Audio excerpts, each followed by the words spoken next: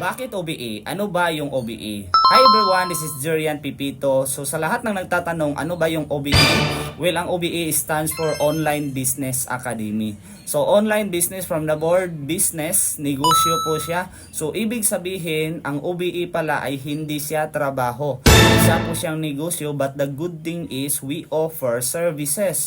So nagsiset tayo ng appointment dito from local and international clients. So dito hindi na kailangan magbenta-benta, hindi kailangan na magaling ka sa English kasi nga purely chat po lahat ng ating activity dito for you to earn 5,000 sa isang araw. Kaya right now kung nakikurious ka ano ba talaga yung OBE, paano ka din makapagsimula dito para kumita ka na kahit nasa bahay ka lang, kailangan mo lang cellphone, stable internet connection at yung account ID na tinatawag namin para doon kikita at yun yung magiging license code mo para maging official part ka dito sa aming community. Kaya sa lahat ng mga naghahanap ng extra income or side hustle after sa work, pwede talaga ito para sa inyo. Kaya right now, mag-comment ka lang ng how sa baba ng video na to at ituturo ko sa iyo kung papaano. See you in my inbox.